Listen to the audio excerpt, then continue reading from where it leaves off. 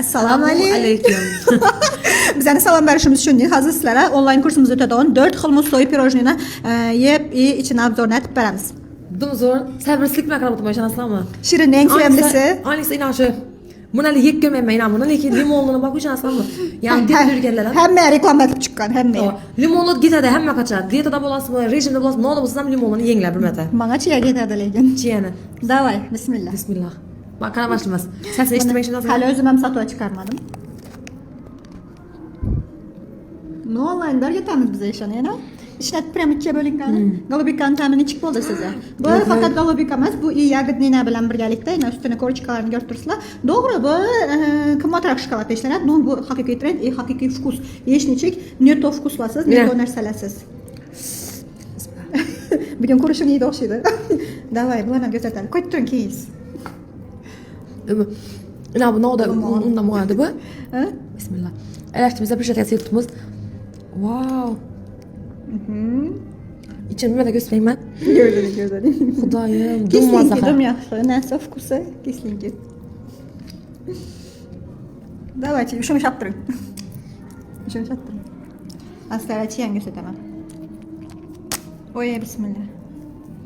Na, endi men shunda siz labzor chiqmasman, shuni ishlatib ko'rsatib bo'laman. Powerlaring bo'laman, mayli. Buni o'zi ko'rganlar biladi. Musam shokoladniy mus, чисто vishnya arasi, yegandan dumaz bo'ladi. Sizlar ish pechenyelar bilan o'rgatamiz mana. Biskvit muxli bo'lmaydi. Pechenka bilan bo'ladi. Давайте mangoniki. Nechta ekan? Dummazda chiya. Mango endi bu hammani sevimlisi, shuning uchun ham biz mangoni обязательно qo'shdik. Nega? Allohim. Mana senda nachinkasini ko'rib turibsizlar. Bu чисто mango bilan mango pyure bo'ladi. Bu androsning pyuresidan bo'ladi. Endi aytib o'tavering. Ozgina nyansini.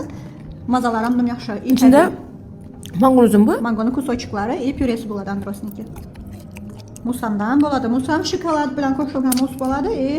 Nasinda Şu an için göstereyim bak. Gördünüz Bunu sesine qaranglar.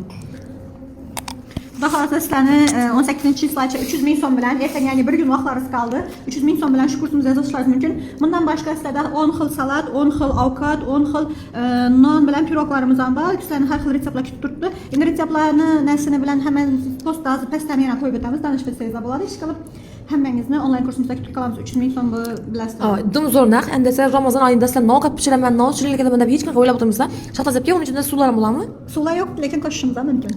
Erib ketsak. Ava, ne o'ylab o'tirmiz Ramazon vaqtida sizlar ozilaringizni bemalol ilib bekash uchun halol ovqatlaringizda reseptlar bor, bilasizlar. Erkakning ko'nglini hamisha oshqozon bilan topiladi. Dilingiz shirin bo'lmasa, qo'lingiz shirin bo'lsa, yaxshi-da ayollarimiz. Bu hayotdan birovlar podarka etib qo'ymoqam, dumzo'r podar narsalar bo'ladi. U yerda retseptlar ham, qalin tortlar ham hammasi albatta oilalarga xursand etadi. Keyin qanday undan tashqari Ramazon oyida kim yaqin insonlarga foto hadya bo'lsa, onlayn kursni hadya ham bo'ladi. 300 ming so'm. Atigi 300 ming so'm. Men o'zim ham, singlim ham bir eng ulabgan bo'ldim, Robni aytgan, dum ovqat pishirishni yaxshi ko'radi. Hech qachon ovqat pishmagan qo'limda ishonsam, shunga o'zim hadya etchakman. Inshaalloh. To'lovini aytib, Hammangizni onlayn kursimizda kutib qolamiz. bye bye. Endi men bu chiyani yeyman. Yeng.